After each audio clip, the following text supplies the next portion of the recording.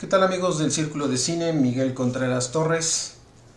Hoy es la octava sesión de este seminario de lectura que hemos titulado El sonido en el cine. Estamos revisando el libro Pensar el sonido, una introducción a la teoría y la práctica del lenguaje sonoro cinematográfico de Samuel Larson Guerra, una publicación de la UNAM del año 2010. Hoy es día miércoles 22 de enero de 2025, 10 de la noche con 7 minutos. Estamos transmitiendo en vivo desde la Ciudad de México este seminario de lectura. Hoy vamos a continuar la revisión, poco a poco vamos avanzando en este capítulo tercero que se llama El desarrollo tecnológico del sonido cinematográfico. Antes de pasar a lo que propiamente será el lenguaje sonoro cinematográfico, también un capítulo bastante amplio de todo lo que tiene que ver con este lenguaje, y cerraremos con el último capítulo posteriormente, que será el proceso de elaboración de la banda sonora cinematográfica, que sería ya el último de estos capítulos. Bien, vamos entonces hoy a continuar la revisión de este capítulo tercero. Nos habíamos quedado en la revisión de todos estos elementos del fin de una era, el fin del cine silente para pasar al cine sonoro, todo lo que ello conllevó como cambios, tanto tecnológicos como de la propia industria y del trabajo que habían hecho o habían realizado también sobre todo los actores. Hoy vamos a abordar entonces la llegada del sonido en el resto del mundo, ya no solamente en Estados Unidos, sino en otras partes del mundo.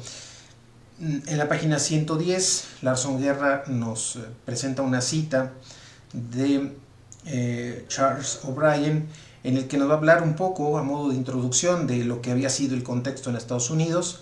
Nos dice que en Estados Unidos la asistencia a las salas de cine prácticamente se duplicó entre 1926 y 1930. El ingreso desproporcionado para el reducido número de salas con sonido demostró que era inevitable el sonido grabado en el futuro de la industria fílmica nacional. En este caso se refiere a Estados Unidos, cualquiera que fueran las ganancias y las pérdidas estéticas. Hasta aquí la cita de Charles O'Brien. Continúa Larson Guerra en la página 111 hablándonos ahora del contexto en Rusia. Nos dice que ahí la primera película sonora fue filmada hasta 1931 y fue un filme de Dziga Vertov que se llama Entusiasmo, una cinta experimental sin diálogos. Ese mismo año se va a filmar la primera película dialogada de cine soviético. Ya para 1933, uno de cada 100 proyectores en la Unión Soviética estaba equipado para reproducir sonido. El cine de Sergei Eisenstein y el cine ojo de Vertov pasaban a ser una curiosidad en medio de la estandarización industrial y la homogeneización estilística de la industria cinematográfica soviética bajo el control del régimen estalinista. En el caso de Alemania, el expresionismo de Fritz Lang y Friedrich Murnau daban paso al cine producido o permitido por el gobernante partido nazi desde 1933 hasta el fin de la Segunda Guerra Mundial. El doblaje era un medio de control, un factor de control sobre los contenidos, tanto de la producción nacional como la exhibición de películas extranjeras dobladas al alemán. También fue importante la utilización de la música marcada por los ideales nazis de superioridad y pureza de la cultura aria. En el caso de la India, la llegada del cine sonoro produjo un aislamiento en relación al cine extranjero y la consecuente consolidación y crecimiento de una industria nacional. Sobre esto mismo, en la página 112, nos dice que esto permitió un estilo de representación cinematográfico muy particular en la India, el famoso Bollywood, que es un conglomerado de productores más importante de ese país. El modelo de representación del cine hindú se va a caracterizar en lo sonoro por el uso obligado de canciones. En cierto sentido, todas las películas industriales de la India son musicales. Esto va a derivar de las tradiciones milenarias en las cuales la representación escénica dramática va a estar acompañada de música, canto y danza. A la fecha, la industria cinematográfica de la India es autosuficiente y no necesita del mercado extranjero. En el caso de Francia, la pérdida de diversidad estilística con la llegada del cine sonoro fue más patente que en otros lugares. Se había pasado de estos estilos del impresionismo y la cinegrafía propios de directores como Germain Dulac, Abel Gance, Jean Epstein y Marcel L'Herbier, también de formas modernas de una escritura cinematográfica. También añadir el caso del clasicismo europeo nativo, familiar, en obras de Louis Feuillade, que se caracterizó por largas tomas, una puesta en escena con profundidad espacial. También otro de los elementos en Francia fue los movimientos marginales, desde el abstracto cinéma puro basado en la música de Henry Comet, hasta el surrealismo contracultural de Luis Buñuel, dice este mismo autor que hemos citado, Charles O'Brien. También nos dice Larson Guerra que los franceses se resistían a un cambio total y acrítico al modelo del cine sonoro exportado por Hollywood. Había un apego del público al cine silente, tan es así que hacia 1932 la mitad de los cines seguían proyectando sin sonido, y en 1935 la crítica y la propia industria no descartaba la viabilidad aún del cine silente. En Francia se contó con la tecnología desarrollada en Estados Unidos, solo que el contexto de producción francés era diferente al de Estados Unidos. En Estados Unidos había grandes consorcios de producción, las majors, que ya hemos comentado en la sesión anterior, van a dominar el mercado, están en posibilidades de hacer conversión y de también establecer una serie de estándares, mientras que en Francia había dos consorcios importantes, que era el Pathé Nathan y Gaumont, pero el mayor porcentaje de la producción estaba repartido en pequeños productores independientes que producían sobre todo para el mercado francés. En la página 113 nos dice que un común denominador en Francia era el uso intensivo del sonido directo, debido a la idea, en particular francesa, de que el sonido debería servir para registrar fielmente la representación histriónica, es decir, un sonido doblado les parecía falso y pobre.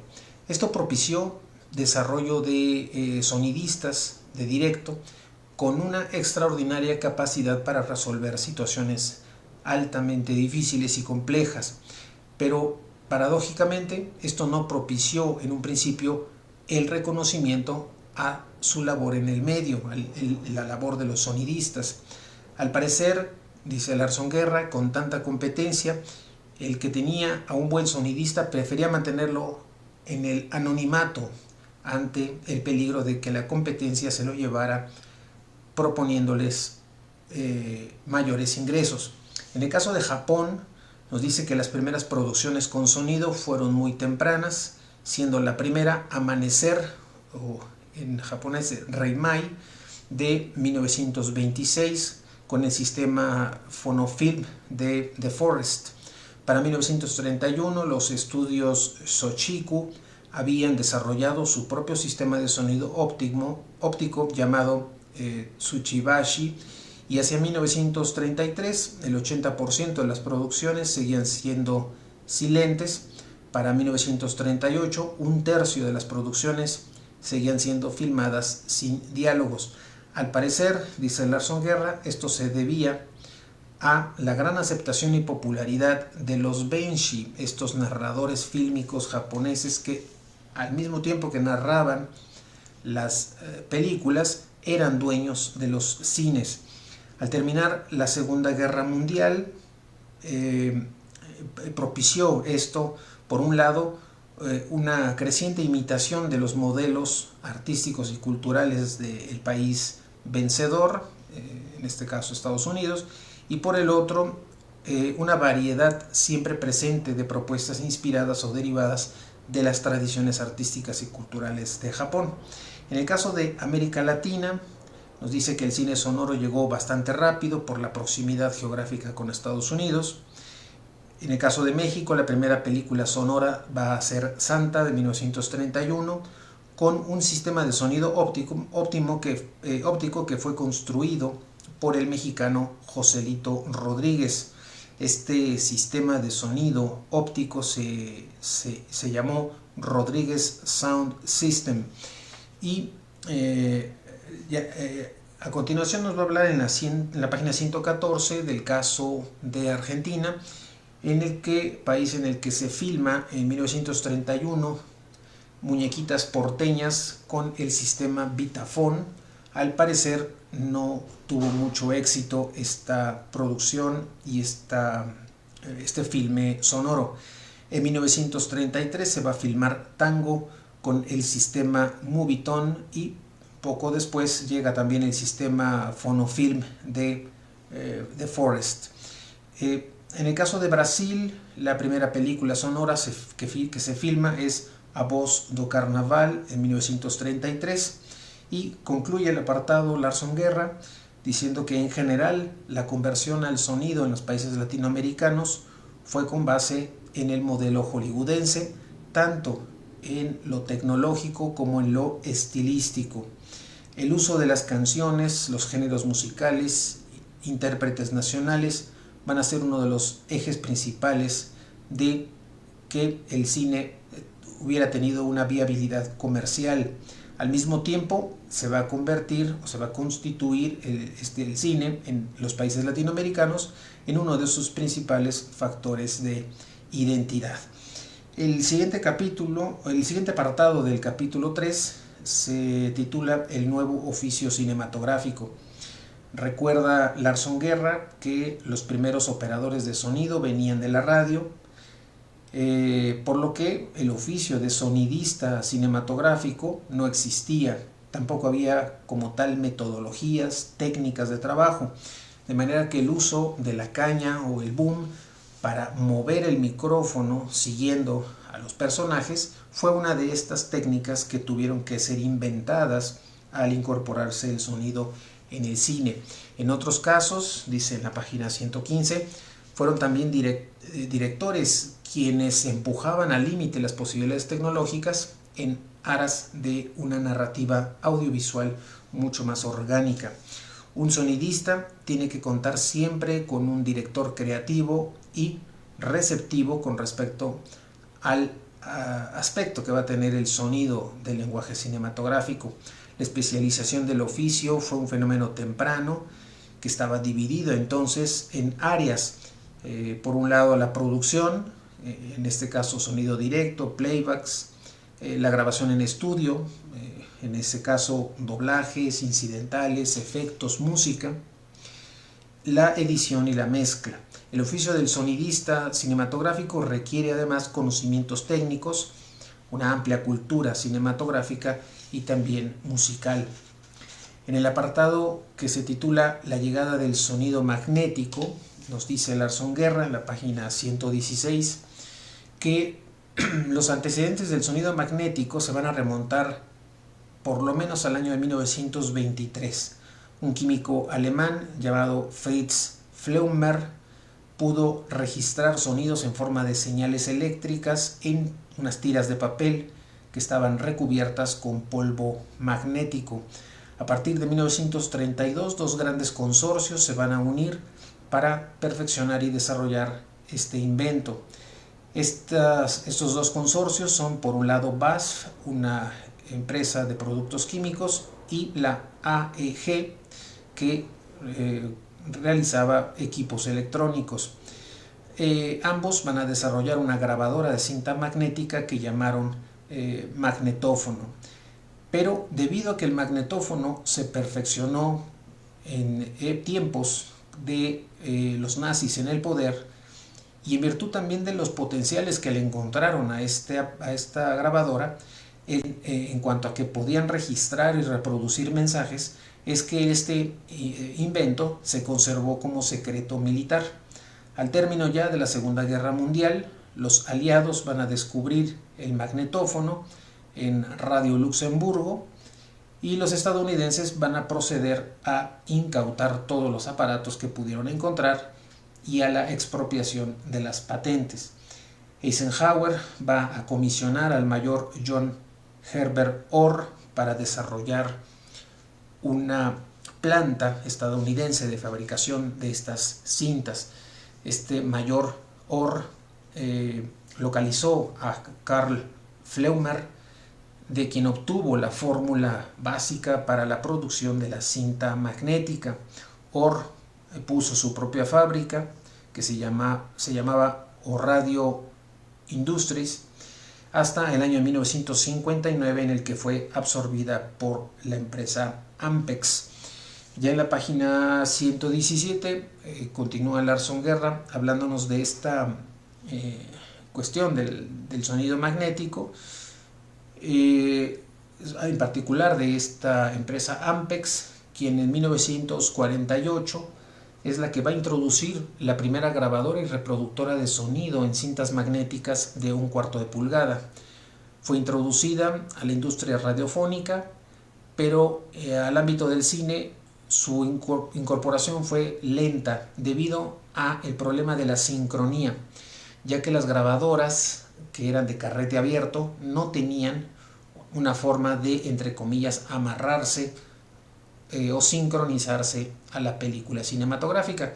Ya para 1950 la compañía alemana Klangfilm fabricaba un equipo para grabación en película magnética perforada de 35 milímetros, y con eso se solucionaba el problema de la sincronía, de sincronizar la banda cinematográfica con la banda sonora. Sin embargo, debido a su costo, estos avances quedaron fuera del alcance de cineastas independientes, es decir, aquellos que estaban fuera de la industria,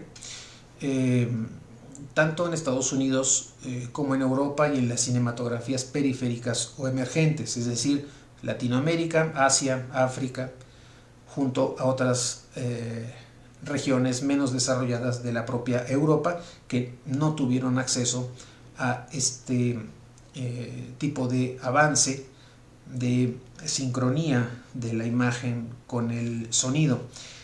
El resultado general de la introducción del sonido magnético al cine industrial fue de dos características. Por un lado, elevar la calidad del audio, por lo menos hasta donde lo permite este sonido óptico final, que está limitado por esta llamada curva de la academia que ya hemos comentado, esta eliminación de rangos de frecuencias bajas y altas con la idea de mejorar la calidad y evitar la introducción de sonidos indeseados.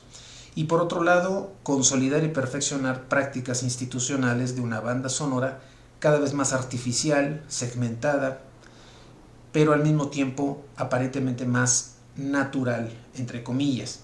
El sonido óptico monoaural siempre tuvo rangos limitados. En estos términos dinámicos, su rango era de unos 60 decibeles.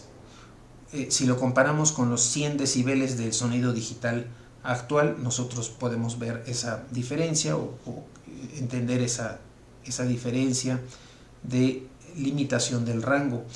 Y en cuanto a su rango de frecuencia, iba aproximadamente de los 60 Hz a los 8000 Hz. Si lo comparamos con el sonido digital actual, este tiene 20 Hz, de 20 Hz a 20.000 Hz. Lo que esto significa es que lo que se ganaba en fidelidad al grabar y procesar todo el sonido en cinta magnética se volvía a reducir a la misma calidad disminuida de siempre al hacer el transfer a sonido óptico.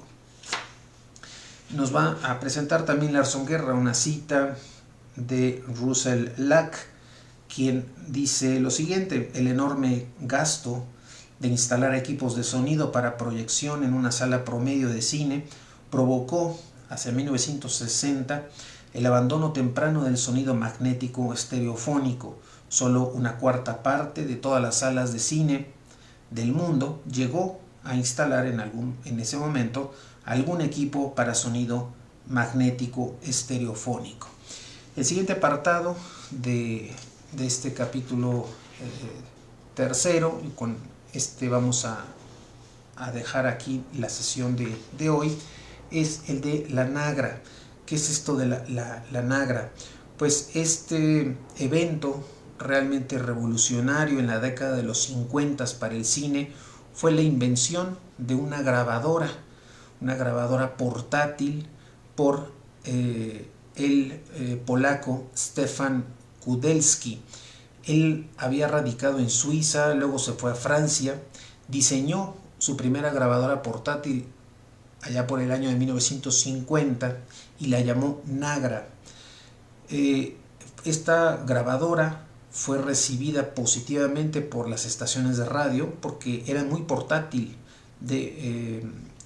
su traslado, su movimiento. En 1953 sale la Nagra 2, en la que se va a mejorar la calidad del registro.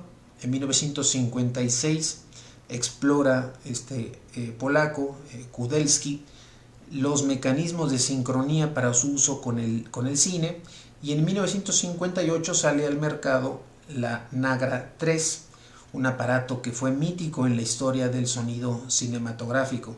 Esta grabadora, la Nagra 3, es una grabadora portátil de cinta magnética en carrete abierto, muy compacta, resistente, de excelente calidad de grabación y reproducción, con un novedoso sistema de sincronía a partir de un cristal de cuarzo que le daba una autonomía de movimiento, y también el hecho de que era de un sistema de operación realmente muy fácil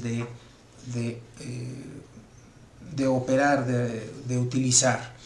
Ya en la página 120 nos dice que con la llegada de la Nagra se democratizó la producción del cine sonoro. Un pequeño crew de no más de 10 personas podía hacer películas sonoras de excelente calidad.